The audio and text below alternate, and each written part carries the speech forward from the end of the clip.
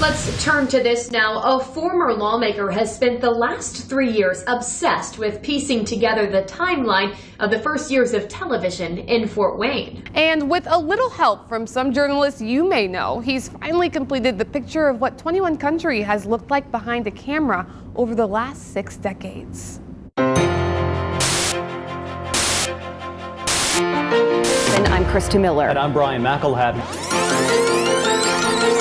This is WPTA TV, Fort Wayne. News is really about people, and it's people presenting it. They're people coming into your living room. You're inviting them into your house, into your private domain, and you need to be comfortable with it. Former Congressman Mark Souder is putting in writing the timeline of television. From founding fathers Hilliard Gates and Jack Ray, to female trailblazers Jane Flanagan and Fran Grant, to two faces very familiar today. They are the most watched anchors in the history of television in Fort Wayne. Souder partnered with former anchors Melissa Long and Heather Herron to help him on his ambitious effort, capturing how he remembered television growing up, a shared experience. Who you are is made up by where you live, and where you live is defined and what you know about it by television. From the birth of the TV to its nostalgic shows, their sponsors, and of course, the news, weather, and sports from those who presented it, it all happened right here in 21 Country.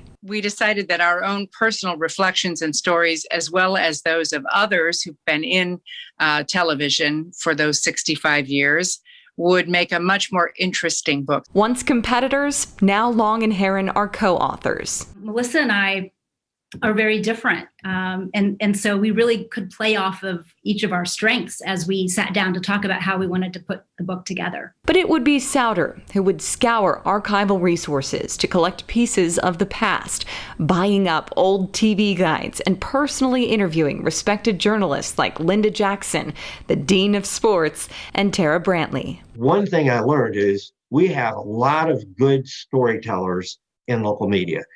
If you're not a really good storyteller, it's hard to last for more than a decade. You have to have this love of people. I just loved what I did and loved being able to do it in my hometown. And so I just wasn't interested in going anywhere else. And I'm really glad I didn't.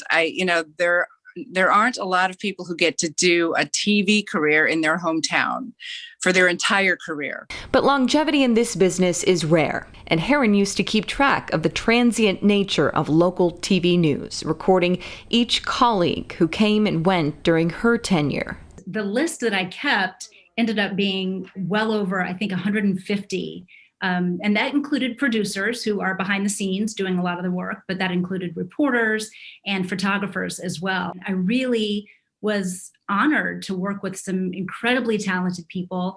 And I think that anytime you have a career that you can look back on it and look at it fondly, you're very blessed. Souder wants his book to pay homage to those who came before us and the fond memories of television's past that many can bond over today. This isn't an expose.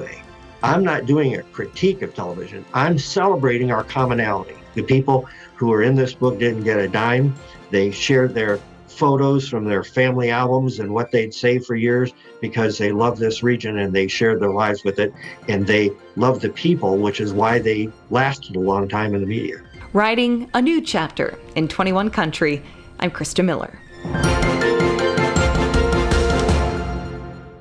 That is awesome. We've included how to pick up television in Fort Wayne 1953 to 2018 on our website. There you can also find extended interviews with Melissa Long, Heather Herron, and Mark Souder, who share their favorite moments in Fort Wayne television. Just head over to WPTA21.com. Love that story.